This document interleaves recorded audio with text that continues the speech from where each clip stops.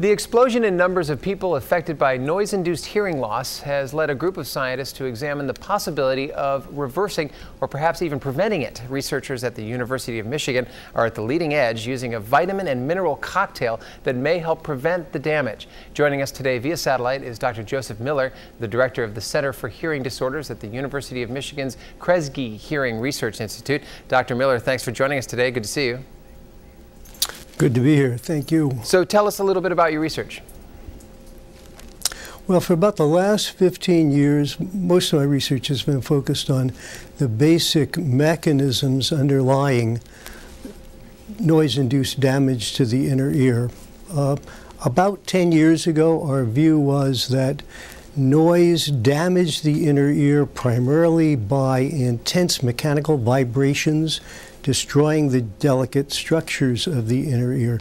Since then, we've learned that there are other factors that contribute to noise-induced hearing loss. What are they? Well, two, really. One is that with intense metabolic activity, whereas most organs of the body increase their blood flow, in the inner ear there is a dramatic reduction in blood flow to the inner ear when it's placed under metabolic stress from intense noise. Along with that, the energy sources in the cells, the mitochondria, are driven to overwork, and they begin to spin off free radicals. Free radicals are very damaging molecules that can destabilize complex, stable molecules of the inner ear, like the cell membranes, and they'll literally poke holes in the membranes of the cells in the inner ear. If they are few and small, they can be repaired. If they get to be too many or too large, then the cell progresses to cell death. This, in combination with the reduced blood flow, seems to be two important factors that underlie noise-induced hearing loss. So this sounds as much a chemical issue as it is a mechanical one. Does that kind of make sense in terms of a question? Oh, that's exactly right.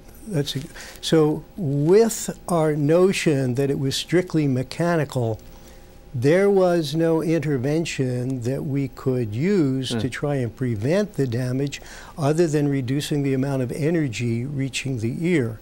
Now that we know that there's a chemical basis for much of the damage, we can intervene with other chemicals that can prevent their action, and thus the formulation of a combination of vitamins and a mineral to block the free radicals and to eliminate the reduced blood flow.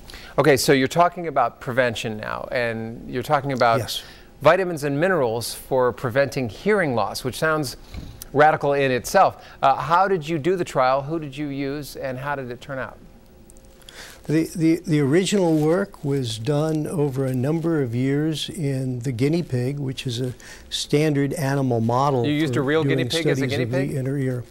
Guinea pig is a guinea pig, exactly right. Okay. And what we found is that when we gave the vitamins, which are antioxidants, they remove free radicals, we could prevent noise-induced hearing loss a little bit.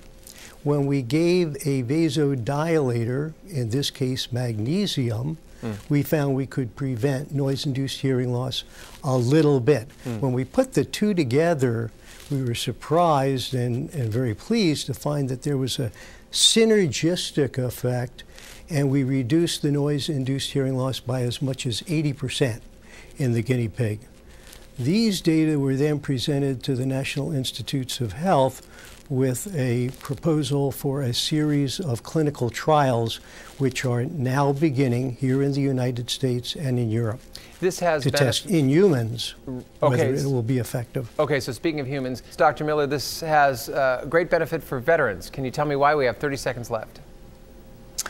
Yes, it's very important because approximately a third of the people returning from Afghanistan and Iraq cannot be redeployed specifically because of hearing loss.